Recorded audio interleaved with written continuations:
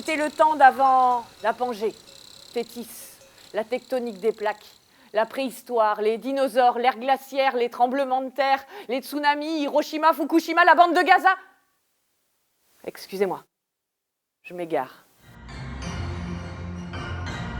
Journal du soir, faits divers. 3 grand-mères, Mimi, Nini et Lily, âgées respectivement de 79, 80 et 81 ans, se sont échappées d'une maison de retraite de l'arrière-pays et ont dévalisé une pharmacie.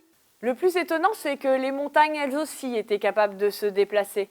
Elles se regroupaient pour discuter, faire une petite fête, une manif, partir en voyage en solo ou en tour opérateur. Elles avaient pour habitude de se déplacer lentement. Alors forcément, ça avait des conséquences sur la vie des hommes. Et crac, un humain. Et crac, une famille d'humains. Les hommes, ils en ont assez de cette vie-là. Alors ils décident, enfin pour être plus exact, les grands chefs décident. À l'époque, ils n'étaient pas très nombreux, ils étaient presque tous grands chefs. Les grands chefs de la Terre, ils étaient à peu près aussi nombreux que vous ce soir. Eh bien, on va faire comme si c'était vous, les grands chefs de la Terre, et c'est vous qui allez faire la réunion pour trouver comment arrêter les montagnes. Ils se sont tellement grattés le dessus du crâne qu'on dit qu'ils en ont perdu les cheveux, là. N'est-ce pas, grand chef? Ben, qu'est-ce que c'est que ce bâton? J'avais demandé un bâton du temps d'avant, pas un bâton en fibre de polycarbonate de je ne sais quoi. Accessoiriste! Marco! Phèdre, c'est 1654 alexandrins.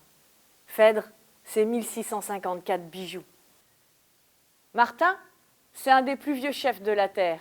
Il y en a même qui disent qu'il commence à perdre la tête.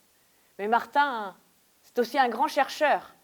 Il fait de la recherche sur la transhumance des cailloux et des rochers.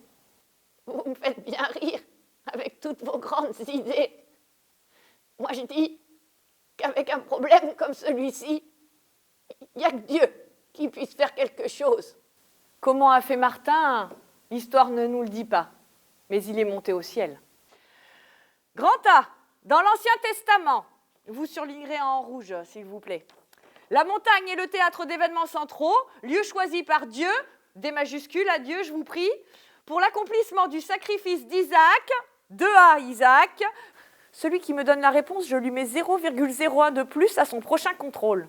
Bon, revenons-en à nos moutons, hein, enfin à Martin, pour être plus exact. Enfin, Martin qui est une brebis de Dieu. Dieu répondit à Martin. Il y a bien une salut.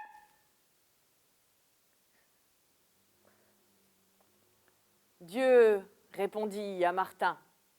Il y a bien une salut. Ok. Je sais bien que les voies du Seigneur sont impénétrables, mais s'il vous plaît, il y a des spectateurs. Si vous pouviez m'envoyer la voix de Dieu. Merci. Gélas, c'est le petit-fils de Martin. Il est orphelin de père et de mère depuis l'âge de 4 ans. Il est né une nuit de grand gel où toute la terre est devenue blanche. Et Gélas se retrouva à discuter avec la montagne, car il était en son cœur. Et comme vous le savez bien, le cœur, c'est celui qui comprend et répond le plus justement aux problèmes de la vie. Alors là, chers auditeurs et chères auditrices, je me dois de vous donner quelques informations sur des détails neuromorphologiques des montagnes de ces terres-là. Eh bien oui, chers auditeurs et chères auditrices, bien que douées d'une certaine forme d'intelligence, les montagnes de ces terres-là avaient un handicap. Et oui, chers auditeurs et chères auditrices, ce handicap fut à l'origine de ce qu'aujourd'hui nous appelons l'écho. Grâce à l'écho, la nouvelle avait fait le tour de la Terre à la vitesse du son. Toutes les montagnes se mirent à courir. Toutes les montagnes cherchaient leur endroit préféré. Martin devint saint du fait de ses bons rapports avec Dieu.